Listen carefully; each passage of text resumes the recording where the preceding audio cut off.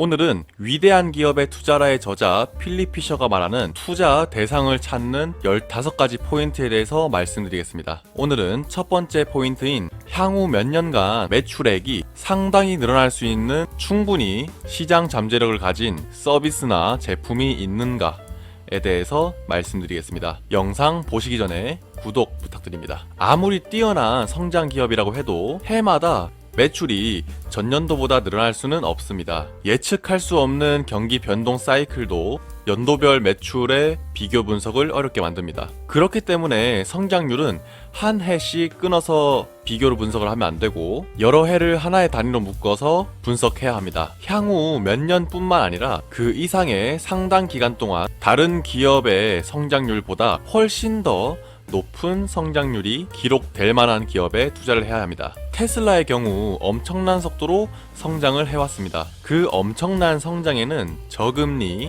제조 혁신, 원가 절감 등의 요인이 많았습니다.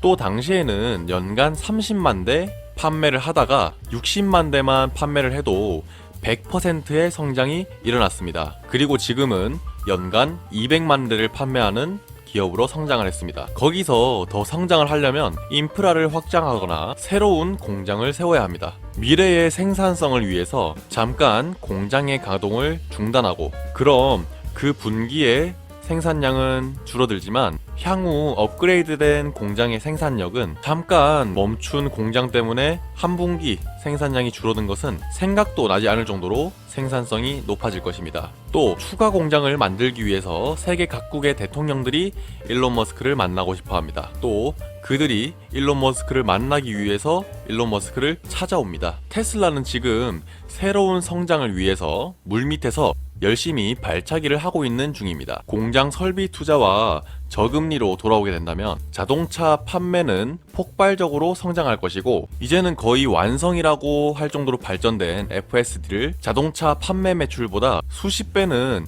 영업이익률이 높습니다. 그렇기 때문에 테슬라는 여전히 미친 성장을 하고 있습니다. 연평균 성장률이 늘지 않아 테슬라는 이제는 성장이 끝났다고 생각하신다면 죄송한 말씀이지만 저보다 세상을 그리고 시야가 좁은 것입니다. 치킨집을 차리는 와중에 그곳에서 매출이 나올까요? 치킨집을 다 차려야 치킨을 튀길 수 있고 돈을 벌 수 있겠죠. 또 치킨이 2만원이고 닭이 10,000원이라고 단순하게 계산을 해봅시다. 기름값이니 월세니 이런 건 다 없다고 치고 단순히 치킨 한 마리를 팔면 10,000원이 이득으로 잡힙니다. 100만원을 벌고 싶다면 치킨 100마리를 튀기면 됩니다. 하지만 치킨과 같이 먹는 술의 마진은 원가의 3배의 마진이 붙어서 판매가 됩니다. 2명이서 치킨 한 마리와 맥주 4병을 마신다면 1초 만에 대령하는 술은 마진이 75%라서 1초 만에 15,000원을 벌었고 직접 튀긴 치킨은 10분 만에 10,000원을 벌었습니다. 테슬라에 대입을 해보면 똑같습니다. 치킨 튀기는 기술을 열심히 발전시켜 하루에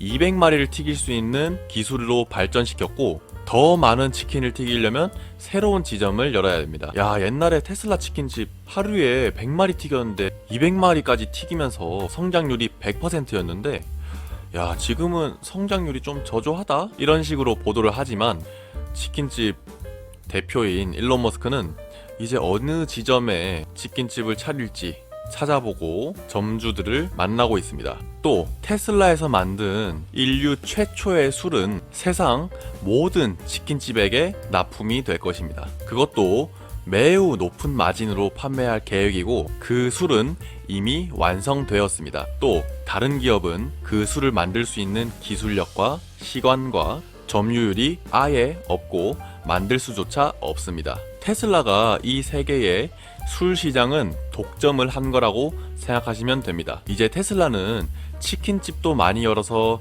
치킨도 많이 팔 수 있고 75%의 마진율을 붙인 술도 팔 수 있습니다. 또 전 세계 모든 치킨집에 술을 납품도 할 수 있죠. 그렇게 되면 열심히 튀긴 치킨보다 단순하게 그냥 1초 만에 대량할 수 있는 술이 영업이익률에 훨씬 더 많은 기여를 할 것입니다. 지금까지만 해도 압도적으로 영업이익률이 늘어나고 있는데 이제는 인건비를 줄이기 위해서 치킨 튀기는 로봇까지 만들고 있습니다. 하지만 지금의 테슬라 치킨집은 술도 팔지 않고 치킨을 튀기는 로봇도 없습니다. 없는 게 아니라 있지만 아직 출시를 하지 않은 것이죠. 치킨 튀기는 로봇은 매우 성공적으로 연구를 하고 있고요. 테슬라의 진짜 사업은 이제부터 시작입니다. 치킨이야 누구나 할 수 있는 사업이지만 전기차는 세계에서 유일하게 테슬라만이 영업이익을 내면서 판매하고 있습니다. BYD도 하이브리드의 매출이 압도적으로 높습니다. 또 FSD도 세계 최고급의 데이터인 실제 주행 데이터를 가지고 학습을 하기 때문에 진짜 사람처럼 운전하고 사람보다 훨씬 더 안전하게 운전을 합니다. 그리고 시간이 지날수록 그것은 더 완성적으로 진화할 것입니다. 제가 여러분에게 이해를 돕기 위해서 치킨집으로 비유를 한 것이지만 테슬라의 사업은 그것보다 훨씬 더 위대합니다. 다른 기업은 따라올 수 없는 격차가 있기 때문입니다. 지금 당장 매크로 환경과 생산, 판매 감소는 성장의 시기를 늦출 뿐 앞으로 테슬라가 성장하는 데는 아무런 영향도 끼칠 수 없습니다. 어떤 경우든 현재는 물론이고 앞으로도 테슬라의 경영진은 최고의 능력을 발휘할 것이고 매출의 성장은 계속될 것입니다. 필립 피셔가 말하는 15가지 포인트 중에 첫 번째 포인트였고 매출이 늘어날 만한 잠재력이 있는 서비스와 제품은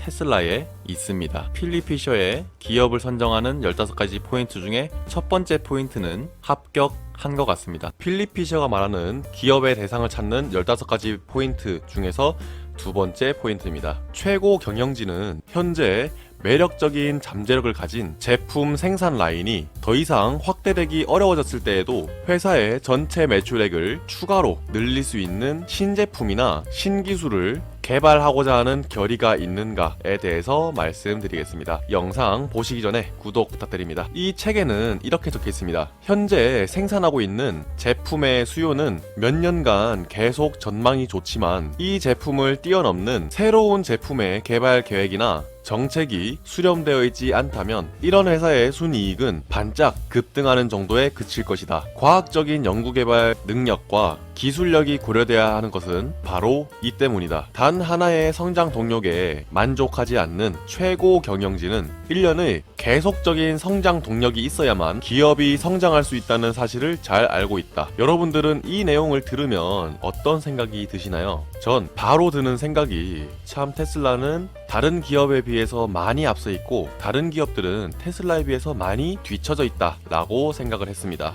테슬라의 일론 머스크는 신재생 에너지로의 전환을 예상하고 앞으로는 전기차의 세대가 될 수밖에 없다는 것을 생각했고 전기차를 만들고 슈퍼차저 에너지 사업을 확대해갔고 OTA로 차량의 대부분을 수리할 수 있고 FSD 자율주행도 선두에 있습니다. 이 모든 것을 일론 머스크가 시작을 했고 특허를 공개해 전기차로서의 전환을 빠르게 만들어 경쟁을 과속화했습니다. 그럼에도 다른 기업들은 그 기술력과 원가 절감의 혁신 방법을 모르고 이미 투자해놓은 설비 때문에 절대 따라갈 수가 없습니다. 저의 예상이지만 애플이 스마트폰 시대를 열고 그것을 따라갈 수 없었던 기존의 핸드폰 기업들은 모두 망했습니다. 이처럼 자동차도 마찬가지일 거라고 생각을 합니다. 테슬라는 앞으로의 전망이 눈이 부실 정도로 밝습니다. 전기차 사업을 하고 있고 그것을 넘어 세상에 인프라를 깔고 있습니다. 또 0건의 리콜을 만들어낸 OTA 업그레이드 기술, 또 사람보다 더 안전한 FSD, 그런 기술들을 손에 쥐고 있습니다. 이것은 필립 피셔의 기대치를 몇 배는 뛰어넘는 수준입니다. 테슬라가 전기 자동차만 판매했다면 아무리 잘 돼도 토요타 정도밖에 되지 않습니다. 하지만 일론 머스크를 포함해 일론 머스크가 직접 발견하고 고용한 경영진들은 그 이상의 것들을 바라보고 세상엔 없는 것들을 만들어내는데 성공했고 이들은 멈추지 않을 것입니다. 왜냐하면 CEO가 일론 머스크거든요. 다른 기업이 차의 마진을 위해 고군분투할 때 테슬라는 FSD를 완성했습니다. 이제 테슬라와 그 외의 기업들의 격차가 느껴지시나요? 신재생 에너지로의 전환은 이미 정해진 미래입니다. 전기차 또한 정해진 미래입니다. 전기차로 마진을 못 내니 하이브리드로 도망가는 기업들은 노키아, 모토로라 같이 우리의 기억 속에서 사라질 것입니다. 또 다른 전기차 스타트업들이 치고 올라와서 그들에게 테슬라가 FSD를 판매할 수도 있겠네요. 테슬라는 이미 성장 잠재력이 높은 전기차를 성공적으로 판매하고 있고, 또 그것이 성장이 끝난다고 하더라도 FSD와 에너지 사업, 로봇 사업, AI 사업까지 하고 있습니다. 이것은 필립 피셔의 두 번째 포인트를 아득히 뛰어넘는 수준의 성장 잠재력입니다. 네, 이렇게 필립 피셔가 말하는 기업을 선정 대상 기업을 찾는 15가지 포인트 중에 두 번째 포인트도 합격이네요. 필립 피셔가 말하는 투자 대상을 찾는 15가지 포인트 중 세 번째 포인트입니다. 기업의 연구개발 노력은 회사의 규모를 감안할 때 얼마나 생산적인가에 대해서 말씀드리겠습니다. 여러분들은 왜 테슬라에 투자하시나요? 아니면 왜 테슬라에 관심을 가지시나요? 이미 저와 같이 강한 믿음을 가지고 장기 투자하시는 분들은 테슬라가 애플과 같이 세상을 송두리째 바꾸어 놓을 기업이라는 것을 확신을 가지신 분들일 겁니다. 그렇다면 테슬라가 어떻게 세상을 바꿔 놓을까요? 항상 말씀드리는 거지만 테슬라가 만약 전기차의 선두라면 우리는 테슬라에 투자하지 않았을 겁니다. 그렇다면 필립 피셔가 기업을 선정하는 세 번째 포인트인 기업의 연구개발 노력은 회사의 규모를 감안할 때 얼마나 생산적인가에 대해서 말씀드리겠습니다. 영상 보시기 전에 구독 부탁드립니다. 우선 필립 피셔는 연구개발을 할 때 CEO가 빠르게 목표를 초과 달성하기 위해서 계속적으로 프로젝트의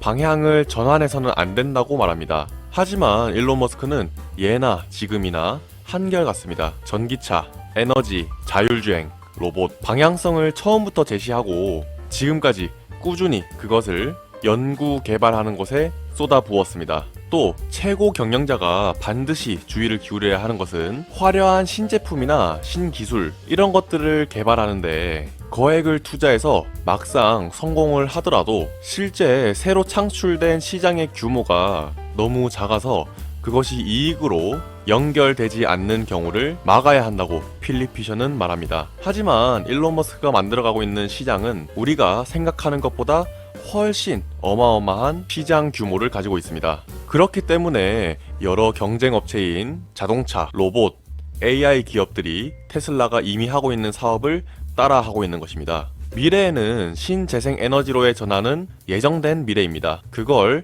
대학 시절부터 알아차리고 계획하고 사업을 꾸려나간 게 일론 머스크입니다. 그렇게 생각해낸 핵심 사업들이 전기차, 신재생 에너지, 자율주행, 로봇입니다. 이 하나하나의 굵직한 사업은 하나같이 미래의 어마어마한 시장 규모를 나타내는 사업들입니다. 지금의 테슬라의 규모를 봤을 때 앞으로 저 사업들이 벌어들일 이익은 상상을 초월합니다. 하지만 지금 눈에 보이는 수익이 저 네 가지 중에 한 가지인 자동차 사업 하나밖에 없죠. 그렇기 때문에 월가의 애널리스트들은 또 개인 투자자들도 자동차 회사가 밸류에이션이 너무 높다고 말하는 것입니다. 하지만 슬슬 에너지 부분에서도 성장이 보이고 있고 매출이 늘고 있습니다. 그리고 FSD도 이제 구독 서비스를 시작했죠. 로봇인 옵티머스도 날이 갈수록 무서운 발전을 하고 있습니다. 테슬라의 성장은 지금부터 이 다양한 사업들에서 수익을 내기 시작하면서 어마어마한 성장과 주가 상승을 할 것이라고 저는 예상합니다. 우선 현재의 주력 사업인 전기차 사업이 반드시 이 세상의 모든 자동차의 점유율을 차지해야 할 필요는 없습니다. 하지만 지금 많은 애널리스트나 투자자들이 전기차의 점유율이 떨어지는 게 아니냐 라면서 걱정을 하고 그것과 동시에 주가가 떨어지기 때문에 많이들 무서워하고 주식을 팔고 떠나기도 합니다. 하지만 테슬라의 큰 그림은 그게 아니죠. 전기차로서의 세상이 빠르게 전환을 해야 지금 완성된 FSD를 판매할 수 있기 때문에 자신들의 모든 특허를 풀어주면서 경쟁을 부추겼고 이 세상에 전기차가 잔뜩 깔리게 되기를 일론 머스크는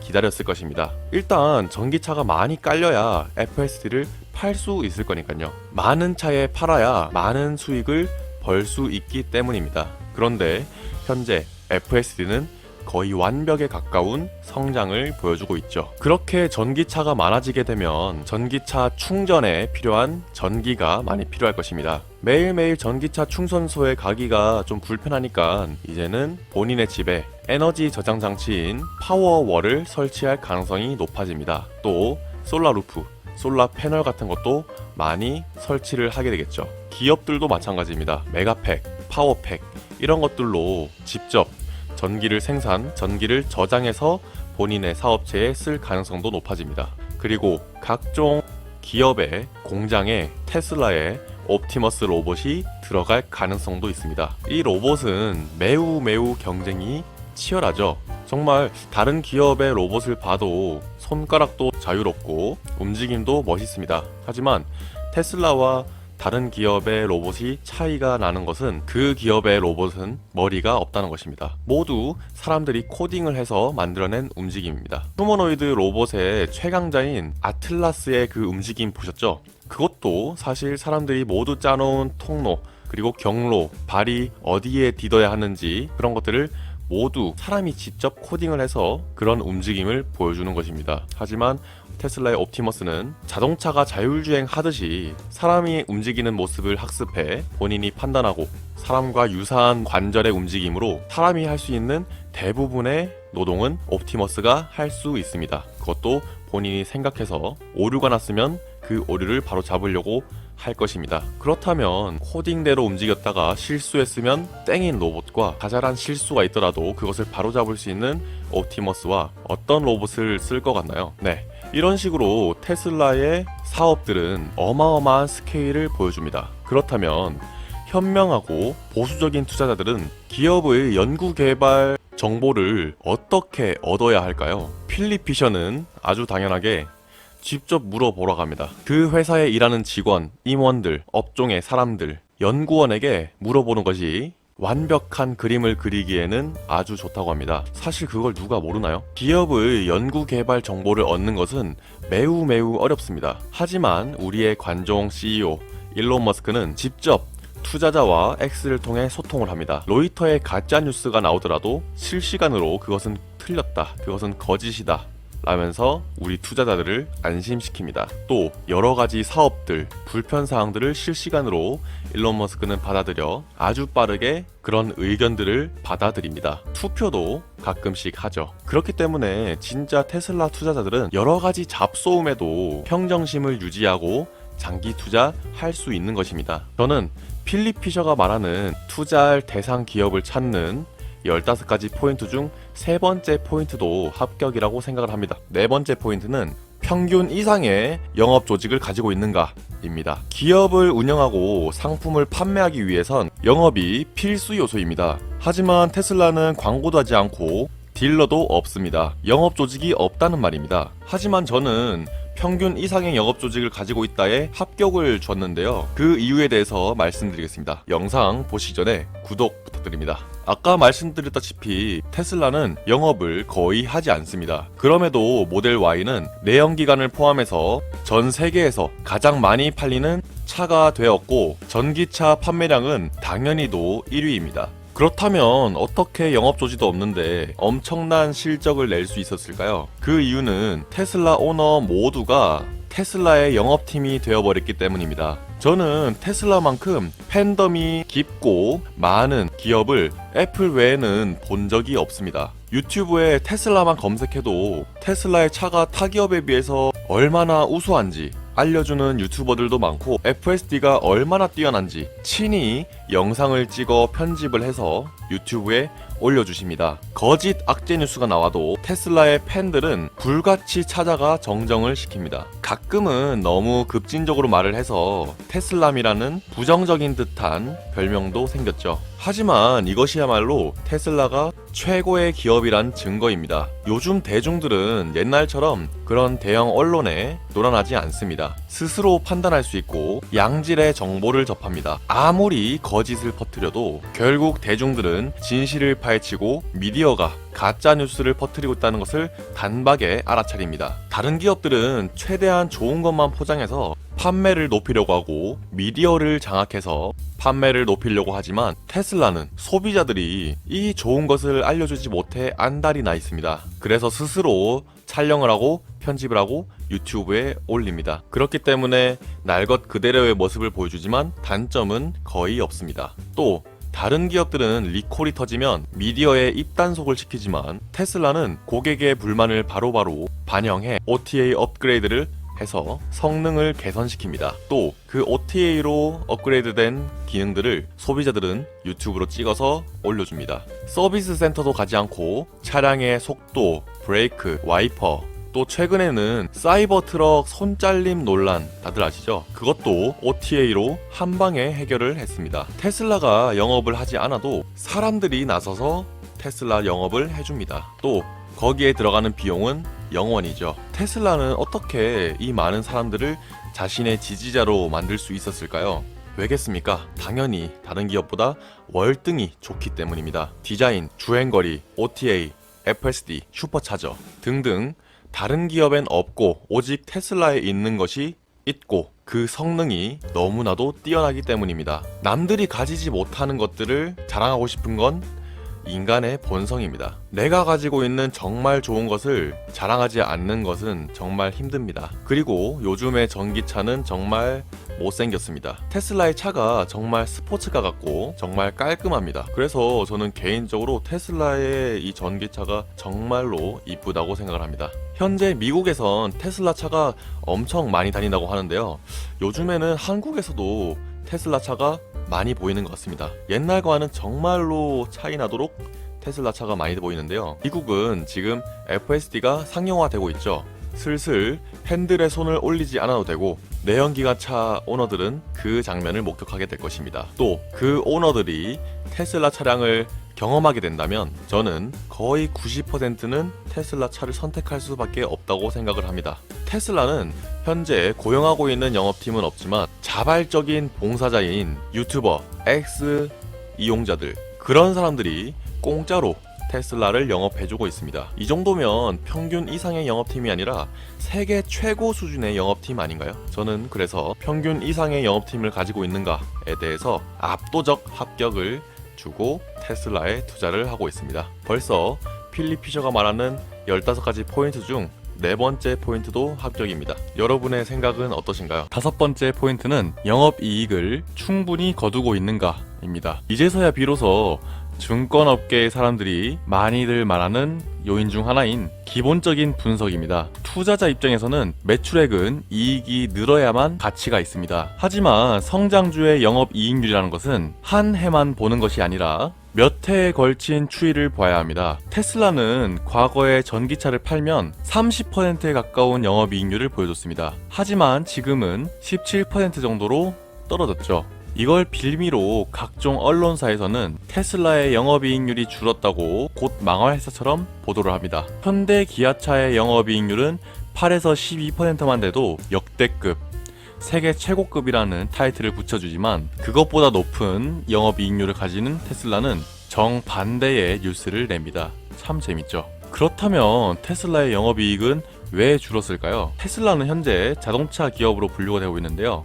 자동차 기업은 매크로 환경에 굉장히 영향을 많이 받습니다. 고금리로 인해 자동차의 가격을 낮춰 할부금의 부담을 줄이려고 하는 것이죠. 고금리라는 이슈만으로도 자동차의 가격을 낮추는 것은 아주 합리적인 선택입니다. 그런데 지금은 전기차 치킨 게임 중이죠. 현대 기아차가 영업이익률이 올랐다는 것도 내연기관 하이브리드를 팔아서 영업이익을 내고 있는 것이지 전기차의 영업이익은 오히려 마이너스입니다. 적자를 보고 있다는 말입니다. 치킨 게임이 뭔가요? 바로 돈싸움입니다. 팔수록 적자를 보면 결국 버티지 못하고 망하게 됩니다. 그렇기에 테슬라는 30%의 이익을 보고 있었지만 가격을 낮춰 영업이익을 포기하고 점유율을 높이는 것에 선택을 했습니다. 그 결과 모든 내연기관, 하이브리드, 전기차, 이 모든 것을 포함해서 전 세계 1위, 판매 1위를 하는 차가 모델 Y입니다. 여기서 중요한 것은 테슬라가 판매하고 있는 차는 모두 완벽한 전기차라는 건데요. 앞으로의 미래는 내연기관도 아니고 하이브리드도 아니고 전기차입니다.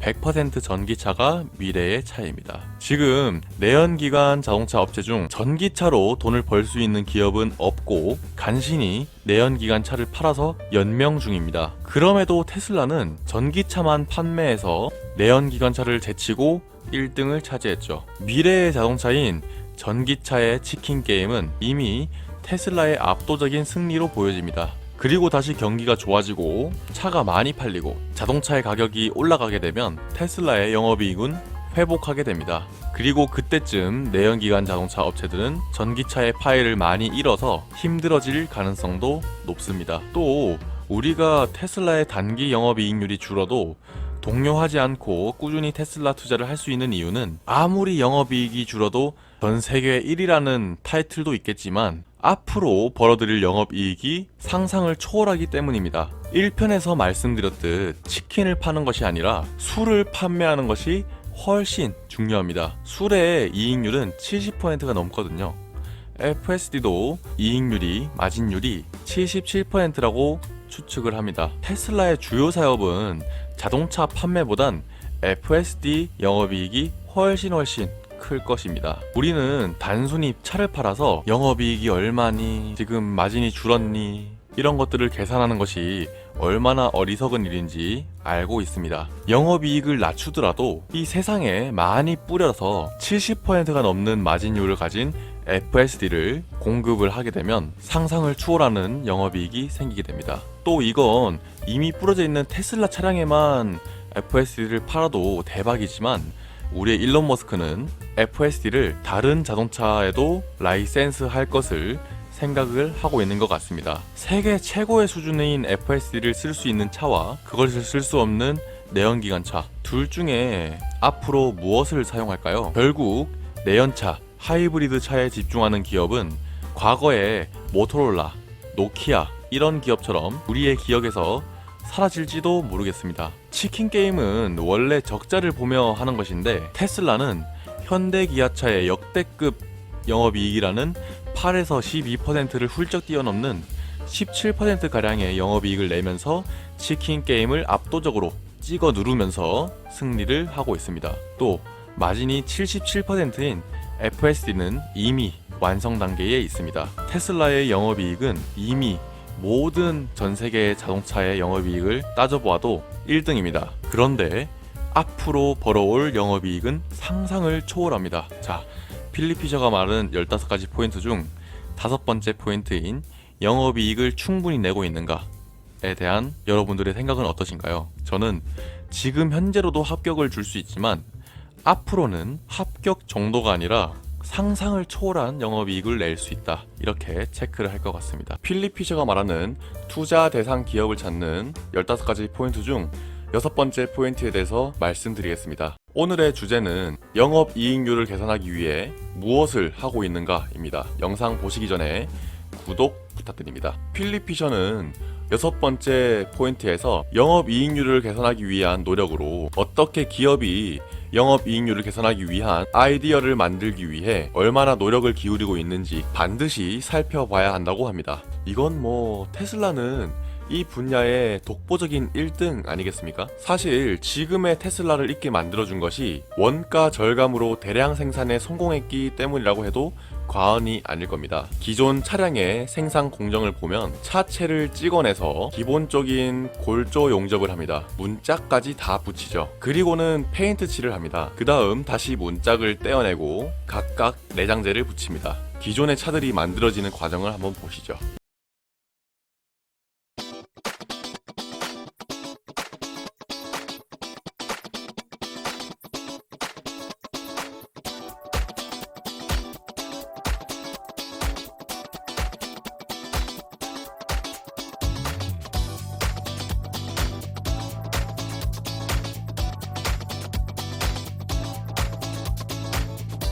이렇게 차체를 유지하고 구석구석에 내장재를 붙여야 하기 때문에 필연적으로 사람의 손이 많이 들어갑니다. 또 공정 역시 굉장히 복잡합니다. 반면 테슬라의 공정을 보시죠.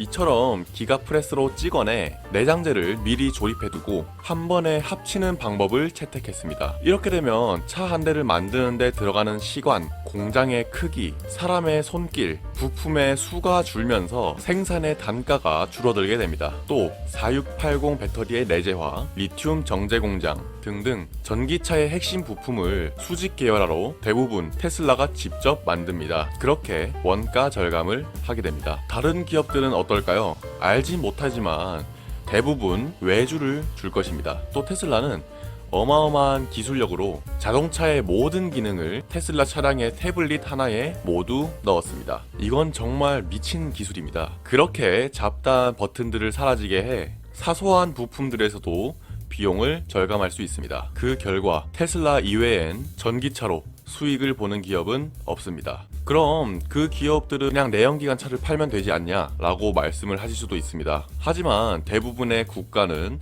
2035년을 기점으로 내연기관 차를 판매를 금지하게 되어 있습니다. 탄소 배출에 대한 제한을 두고 있는 것도 이 때문일 것입니다. 전기차로 전환을 하지 못하는 기업들은 반드시 망합니다. 생존이 달린 문제이기 때문에 레거시 기업들도 이제 와서 테슬라의 기가캐스팅 기술을 따라하려고 노력 중입니다. 어찌저찌 생산 비용을 줄여 드디어 전기차를 팔아도 이익이 나게 되었다고 쳐봅시다. 그럼 전기차로의 전환은 더욱 빠르게 바뀔 것이고 테슬라는 옵티머스를 이용해 인건비를 줄여 또 영업이익률이 높아질 것입니다. 또 그렇게 마진율 77%의 FSD를 모든 기업에 판매할 수 있겠죠. 기존의 기업들은 절벽에서 손에 피가 나도록 기어 올라서 드디어 정상이다 라고 생각을 했지만 앞을 보니 더 높은 산이 있는 겁니다. 그게 바로 테슬라의 FSD입니다. 이제는 테슬라의 FSD는 3개월이면 10억 마일을 주행 데이터를 얻을 수 있습니다. 이 데이터는 어느 누구도 따라올 수 없는 어마어마한 양의 데이터입니다. 그렇기 때문에 죽고 싶지 않다면 테슬라의 FSD를 채택할 것입니다. 어느 한 기업이 테슬라의 FSD를 채택하게 된다면 자존심 부리던 레거시 기업들도 본인의 기업도 그 신의 기술인 FSD를 사용하게 해달라고 부탁을 하면서 다가올 것입니다. 마치 슈퍼차저처럼요. 만약 테슬라의 FSD를 채택하지 않는 기업이 있어도 상관없습니다. 그들은 망하게 될 것이니까요. 테슬라는 단순히 원가 절감의 혁신만으로 영업이익률을 높이는 기업이 아닙니다. 아무도 따라올 수 없는 실제 주행 데이터를 FSD로 만들어 엄청난 마진의 서비스를 전 세계에 판매할 것이기 때문입니다. 거기에 옵티머스까지 더해 제조 혁신을 한 번 더 일으키게 되고 그 옵티머스를 모든 기업에 대여 판매를 할 수 있을 것입니다. 필립 피셔가 말하는 6번째 포인트인 영업이익률을 개선하기 위해 무엇을 하고 있는가에 대한 저의 대답은 1000% 합격을 줄 수 있습니다. 여러분들은 어떻게 생각하시나요? 필립 피셔가 말하는 투자 대상 기업을 찾는 15가지 포인트 중 7번째, 8번째, 9번째 포인트를 합쳐서 알려드릴 건데요. 왜냐하면 모두 노사에 대한 질문이기 때문입니다. 7번째 포인트는 돋보이는 노사 관계를 갖고 있는가, 8번째는 임원과의 훌륭한 관계가 유지되고 있는가, 9번째는 두터운 경영진을 갖고 있는가 입니다. 노사 관계란 노동자와 사용자의 관계입니다. 쉽게 말해 근로자와 고용자라고 생각하면 편합니다. 노사 관계가 좋지 않다면 회사에 좋지 않은 것은 모두가 잘 알고 있을 것입니다. Well, I shouldn't say effort, but the new wages and the like at GM and Ford are that they're coming for you. And they are coming for you. What is that going to mean to you and your business? Well, I think it's generally not good to have an adversarial relationship between people in line, one group at the company and another group. In fact, I disagree with the idea of unions but perhaps for a reason that is different than people may expect, which is I just don't like anything which creates kind of a lords and peasants sort of thing. And I think the unions naturally try to create negativity in a company and create a sort of lords and peasants situation. There are many people at Tesla who have gone from working on the line to being in senior management. There is no lords and peasants. Everyone eats at the same table. Everyone parks in the same parking lot. You know, at GM, there's a special elevator only for senior executives. We have no such thing at Tesla. You know, and the thing is that I actually know the people on the line because I worked on the line, and I walked the line, and I slept in the factory, and I worked beside them. So I'm no stranger to them.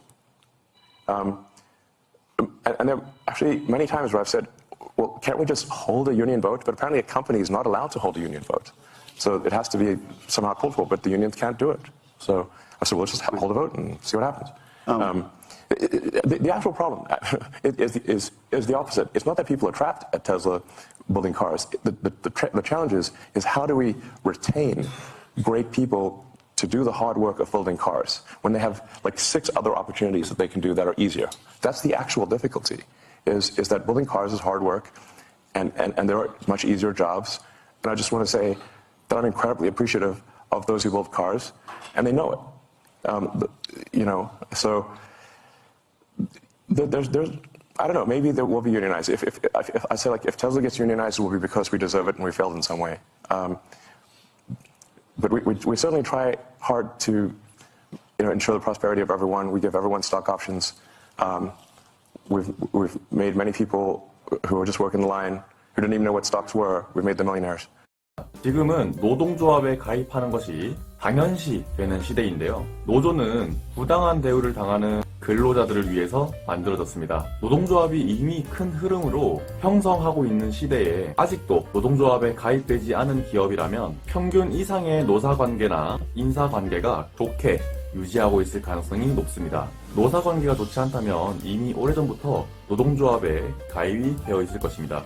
일론 머스크는 테슬라가 노동조합에 가입이 되는 것을 원치 않습니다. 또 테슬라의 직원들도 노동조합에 가입되는 것을 원치 않죠. 얼마 전 노조의 대표가 테슬라 직원들에게 노조에 가입을 하라고 보냈지만 테슬라 직원들이 모두 거절을 했습니다. 우리는 노조에 가입해야 할 이유가 없다면서요. 일론 머스크와 직원들은 수평 관계입니다. 일론 머스크도 현장을 다니며 직원들과 매우 가까운 거리를 유지합니다. 또 전 직원에게 주식을 주죠. 직원들은 같이 현장에서 땀 흘리며 일하는 진짜 리더를 보고 일하고 있고 본인들이 인류에 얼마나 이로운 일을 하는지 톡톡히 알고 있습니다. 본인이 혁신을 이끌어가고 있고 그 혁신을 만들어내고 있는 수장인 일론 머스크가 직원들과 땀 흘리며 일하고 월급도 받지 않습니다. 그런 리더를 어떻게 싫어할 수 있을까요? 세계 최고의 천재들의 리더인 일론 머스크는 그의 직원에게 모두 진심으로 감사를 표하고 있습니다.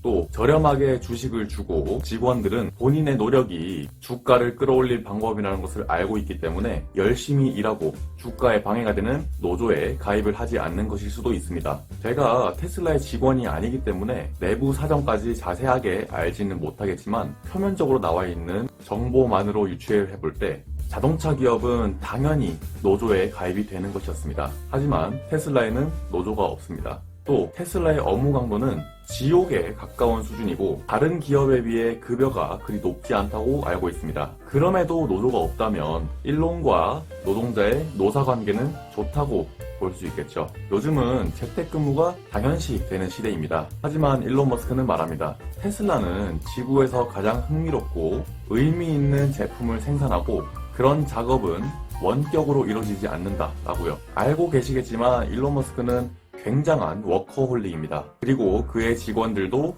12시간에서 20시간 일하는 것으로 이미 유명하죠.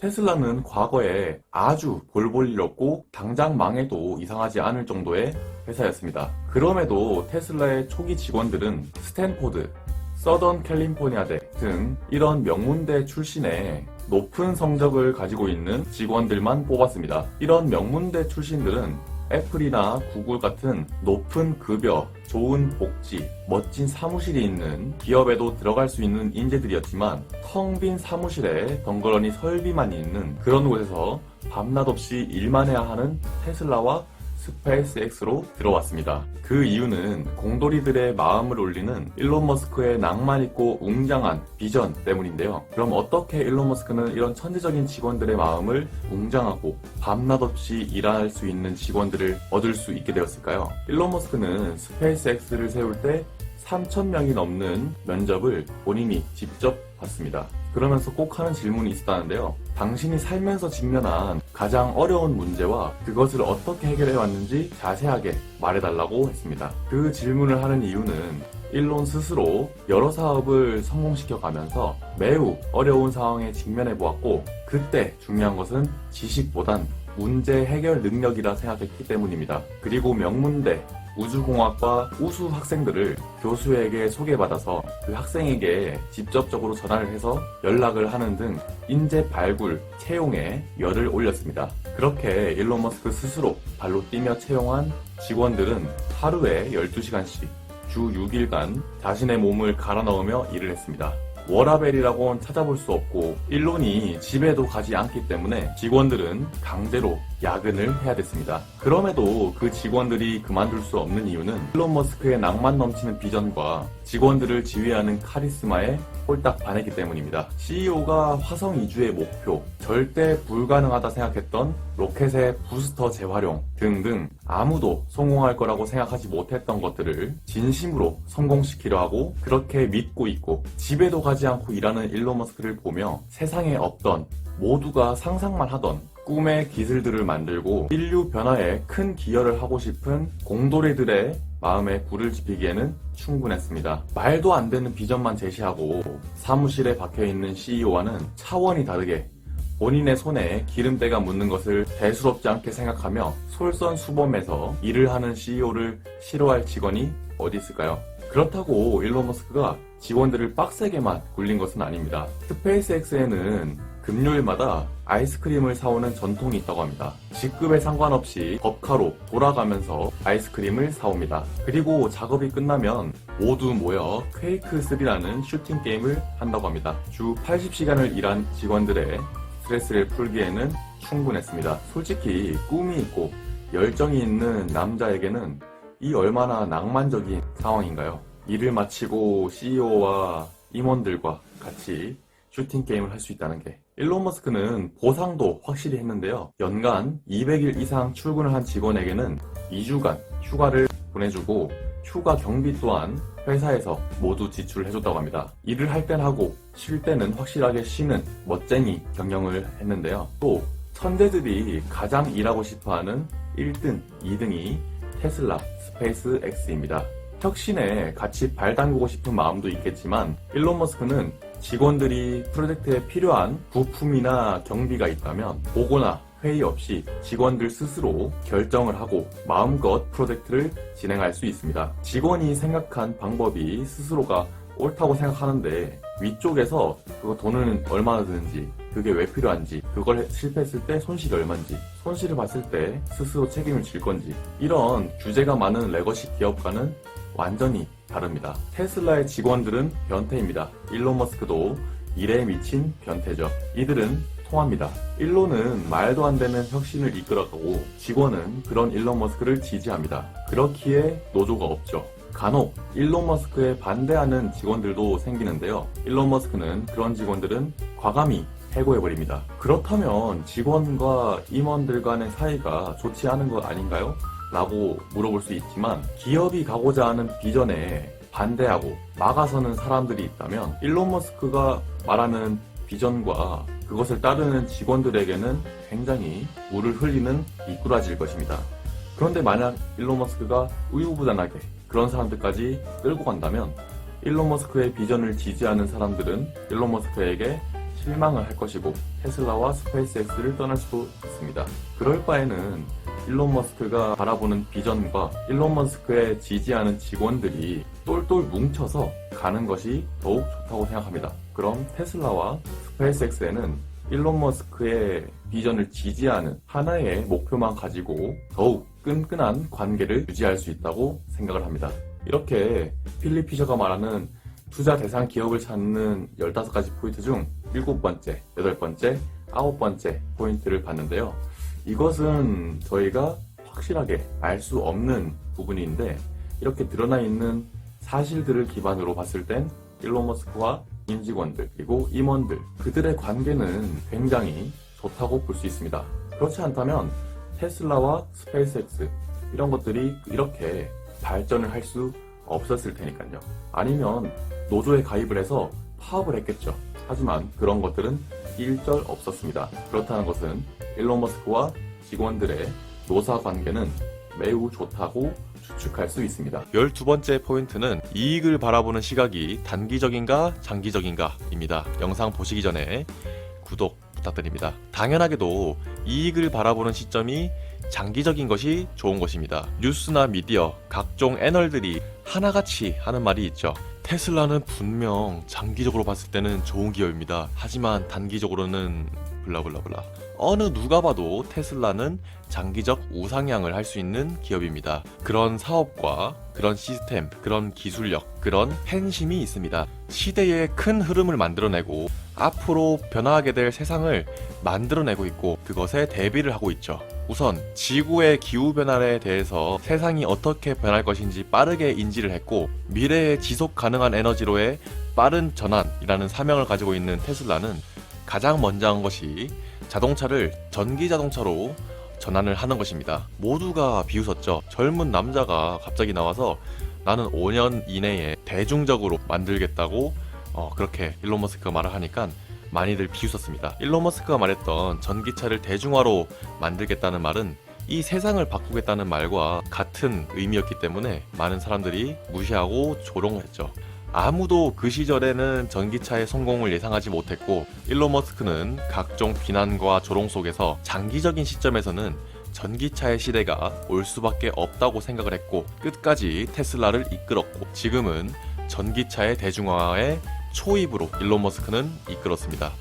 또 지금의 내연차 오너들에게 설문을 해서 다음 차는 어떤 차로 바꿀 것인지 설문한 게 있는데 그 중에 80%는 다음 차는 전기차로 전환을 할 거라고 설문을 했다고 합니다. 그렇게 가속도가 붙으면 전기차로의 변화는 지금보다 훨씬 더 빠르게 변화할 것입니다. 또 지금의 레거시 자동차들처럼 모두 외주를 맡기는 것이 아니라 테슬라는 대부분의 부품, 소프트웨어, 의자, 배터리까지 모두 수직 계열화로 본인이 직접 만들고 있습니다. 장기적으로 봤을 때 본인이 스스로 만드는 것이 대량 생산했을 때 비싸다는 인식이 있는 전기차를 싸게 좋은 차를 만들 수 있다고 생각을 했기 때문입니다. 다른 기업들처럼 외주를 줬다면 지금의 테슬라 가격은 1억이 훨씬 넘은 가격이 되었을 거라고 저는 생각을 합니다. 하지만 일론 머스크는 수직 계열을 했기 때문에 지금은 저희가 노려볼 수 있는 금액대가 되었다고 생각을 합니다. 그 결과가 지금의 테슬라 이외에는 전기 자동차로 수익을 낼 수 있는 기업이 없고 모두 적자를 보면서 전기차를 판매하고 있죠. 또 테슬라의 OTA 기술로 리콜은 거의 0에 수렴하게 됐고 또 어쩌다가 불량이 있다면 OTA로 그것을 고칠 수 있습니다. 그렇게 돼서 불량에 대한 불확실성도 감소하게 되었죠. 또 다른 레거시 기업들은 자동차의 모델을 매번 바꾸면서 모델 돌려막기식 신차를 만들어내고 판매를 합니다. 하지만 테슬라는 구형 모델도 OTA 기술로 신차의 기술을 사용할 수 있습니다. 그래서 테슬라를 구입할 때는 신 모델이 나오기를 굳이 기다리지 않아도 됩니다. 또 테슬라의 가장 장점인 FSD가 있는데요. 운전이라는 것은 생명이 달린 문제고 사소한 문제에도 큰 문제로 번질 수 있기 때문에 에너지의 소모가 굉장히 큰 노동입니다. 테슬라는 인류를 그런 노동에서 벗어날 수 있게 만들고 훨씬 더 안전한 FSD를 현재 거의 완성 단계에 있습니다. 우리가 매일 아침 출근할 때 지하철을 타든 버스를 타든 한 달에 15만원 정도가 날아갑니다. 하지만 지옥철, 지옥버스를 타야 되고 혹여나 지하철, 버스를 놓치게 되면 시간도 같이 날리게 됩니다. 대중교통을 타도 스트레스가 이만저만이 아니고 돈도 상당히 많이 깨지게 됩니다. 그런데 테슬라는 월 10만원의 구독료를 주면 자동차가 알아서 회사까지 출퇴근 시켜줍니다. 그것도 굉장히 안전하게 말입니다. 또 장기적으로 이 구독료는 점점 비싸질 것이고 사용자는 점점 더 늘어날 것입니다. 왜냐하면 한번 써보면 이것을 더 이상 쓰지 않기가 힘들기 때문입니다. 여러분들이 넷플릭스나 이런 걸 보고 구독료가 높아졌다고 끊으시나요? 구독료가 높아져도 그냥 넷플릭스를 볼 것입니다. 그런 것과 마찬가지죠. FSD는 사람의 에너지 그리고 인명피해, 스트레스를 모두 좋은 쪽으로 낮출 수 있고 신의 기술에 가깝습니다. 이 신의 기술은 조만간 전 세계를 장악할 것입니다. 또 전 세계적으로 AI를 학습할 전기도 부족하죠. 테슬라는 태양광을 이용해 에너지를 저장하는 메가팩 사업도 하고 있습니다. 이 사업도 성공적으로 운영이 돼 현재 매출액이 점점 늘고 있죠. 미래에는 에너지 사업이 테슬라의 자동차 사업을 넘을 거라는 분석도 나오고 있는데요. 그만큼 테슬라가 하고 있는 사업들은 어마어마하게 큰 사업들입니다. 또 모든 일에 사람이 대처할 수 있는 AI 로봇인 옵티머스, 이 옵티머스도 굉장히 성공적으로 개발되고 있죠. 대부분 제조업에서 가장 많이 지출되는 것이 인건비입니다. 이 옵티머스를 사용하게 되면 장기적인 관점에서 인건비를 많이 줄여 영업이익이 많이 늘어날 것입니다. 그렇기 때문에 일론 머스크는 휴머노이드 로봇에 많은 금액과 R&D 투자를 하는 것입니다. 미래의 대명사는 테슬라입니다. 테슬라만큼 미래의 경쟁력이 있는 기업들은 저는 본 적이 없습니다. 하지만 대중들이나 언론들, 애널들은 지금의 PER과 지금의 EPS를 보며 테슬라에 투자하고 있는 투자자들을 조롱합니다. 하지만 제가 봤을 때는 테슬라의 진짜 가치를 못 알아보고 웃고만 있는 그 사람들이 더욱 안쓰럽게 보입니다. 지금의 테슬라의 비전은 허황된 꿈이 아닙니다. 현재 우리 실제 세상에 테슬라가 돌아다니고 있고 옵티머스는 성공적으로 개발 중이죠. 에너지도 그렇고 AI도 그렇고 업계 최고 수준의 실적과 기술력을 가지고 있습니다. 필립 피셔가 말하는 15가지 투자 대상 찾는 포인트 중 12번째 포인트인 이익을 바라보는 시점이 단기적인가 장기적인가에 대해서는 일론 머스크는 굉장히 장기적인 미래의 모습을 보고 사업을 만들고 있고 그 비전 또한 다른 기업에 비해서 매우 압도적으로 밝은 미래를 장담할 수 있다고 저는 생각을 합니다. 여러분들의 생각은 어떠신가요? 13번째 포인트는 성장에 필요한 자금 조달을 위해 가까운 장래에 증자를 할 계획이나 이로 인해 주주의 지분이 희석될 가능성이 있는가입니다. 유상증자란 기업이 주식을 더 발행하는 것을 말하는데요. 이것은 회사의 상황에 따라 호재일 수도 있고 악재일 수도 있습니다. 회사에 빚이 많고 현금이 없다면 또 이익이 줄고 있는 상태의 기업에서 유상증자를 하는 것은 지금 기업이 힘드니 주주들에게 돈을 좀 달라는 의미로 유상증자를 하는 것입니다. 이건 악재겠죠. 하지만 기업이 재무가 좋다면, 즉 빚이 없고 현금이 많고 현금 흐름이 좋다면 유상증자 시 기업의 확장을 위해 설비 투자를 하기 위해 증자를 하는 것이기 때문에 오히려 호재입니다. 지금의 테슬라의 재무 상태는 역대급으로 빚이 없고 역대급으로 현금이 많은 상태입니다. 그 이유는 경기 침체에 대한 일론 머스크의 트라우마 때문인데요. 2008년에 파산 직전까지 간 테슬라로 인해 일론 머스크가 굉장히 고생을 했기 때문입니다. 일론 머스크가 돈이 많아서 기업을 운영할 때도 돈을 허투루 쓸 것 같지만 매우 신중히 재무를 신경 씁니다. 만약 지금의 상태에서 테슬라가 증자를 한다면 그것은 호재일 것입니다.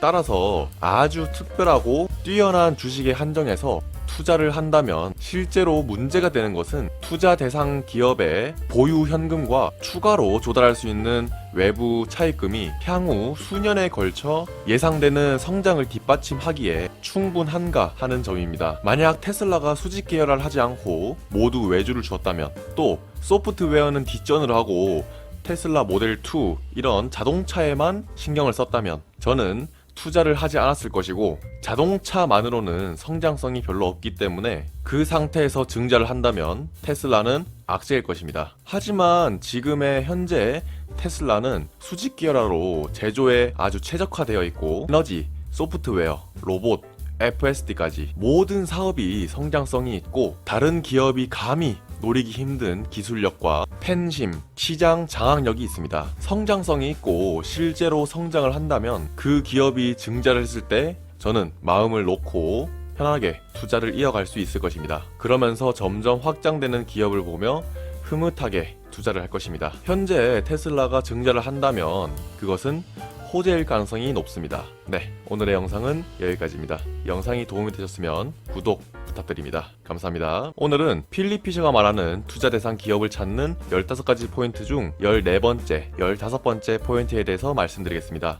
14번째 포인트는 경영진은 모든 것이 순조로울 땐 주주들과 편하게 대화를 나누지만 문제가 실망스러울 때는 입을 꾹 다물지 않는가. 그리고 15번째는 의문의 여지 없이 진실되고 솔직한 최고 경영진을 가지고 있는가 입니다. 우리는 일론 머스크와 매일 소통할 수 있습니다. X를 통해 일론 머스크의 글을 매일 볼 수 있고, 또 X 이용자들은 테슬라에 대해 문제점이나 궁금한 점을 트위터로 남깁니다. 그러면 일론 머스크가 직접 답변을 해줍니다. 앞으로 테슬라는 어떻게 될 것이라든지, 우리도 그 문제를 인지하고 있다든지 일론 머스크가 직접 댓글을 남겨줍니다. 또 언론에서 가짜 뉴스가 터져서 주주들이 패닉에 빠졌을 때도 일론 머스크가 직접적으로 X에 이것은 가짜뉴스다 라고 X를 남겨줍니다. 또 주가가 너무 빠져서 주주들이 패닉에 빠지게 되면 패닉하지 말라며 주주들을 다독여줍니다. 또 어닝 발표 때는 다른 기업의 CEO는 단기 전망이 좋지 않아도 주주들에게는 좋을 것이라며 거짓말을 하기도 합니다. 하지만 일론 머스크는 매우 솔직하게 전망이 좋지 않다면 좋지 않다고 솔직하게 말합니다. 단기 전망이 고금리로 인해 좋지 않기 때문에 1년간 주가를 보지 말고 주식이 떨어지면 바이 더 딥 하라고 말해줍니다.